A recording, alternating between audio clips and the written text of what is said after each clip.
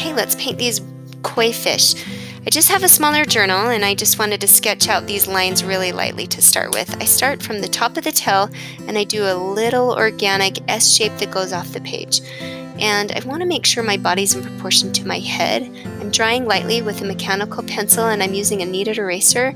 I want to try and minimize erasing hard and rubbing that paper, because watercolor paper gets damaged and it shows up when you're painting. I want you to be careful that you get your angles correct. This is going to be a very fluid painting that we want to show motion, and so we don't want any very straight lines, meaning I don't want parallel lines, I don't want horizontal lines. I want to make sure those eyes are on an angle, the fins are on an angle, the fish on the bottom is a little bit to the left, the fish on the top is to the right side more, and then the distance between the noses is accurate. And now I'm going in with my micro pen that I love to ink with.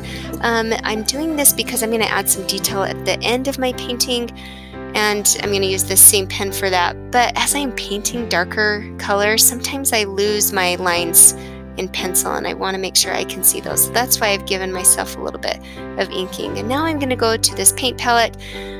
This is Superior watercolor set that is for travel that I got for my birthday, and I thought I might as well try this out and see how it works.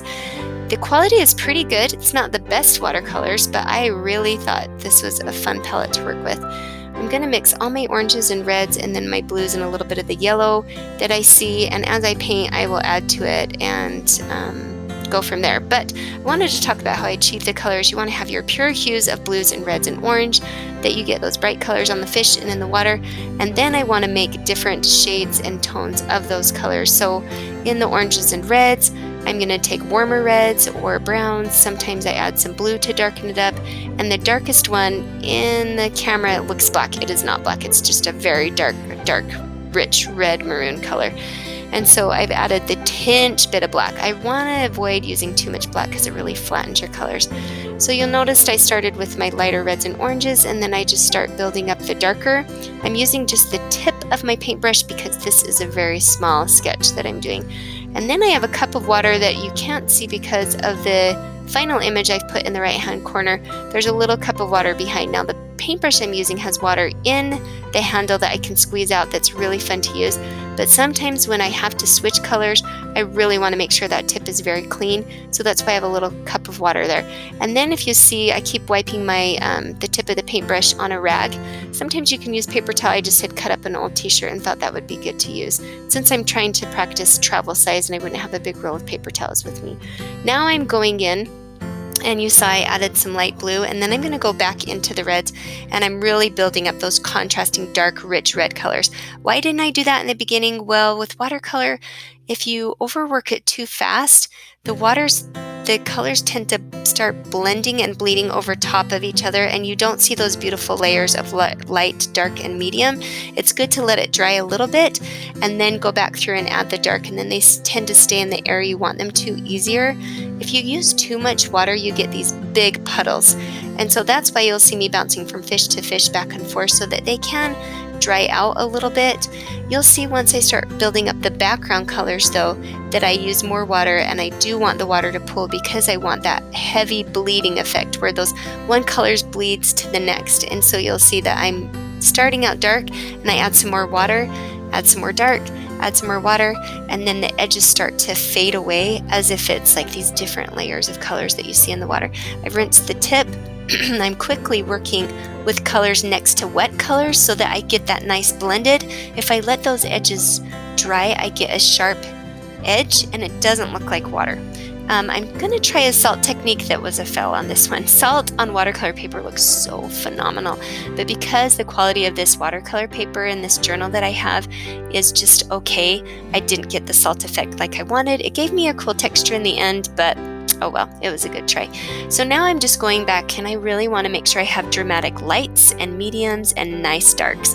And so that's all I'm doing right now is blending and building up.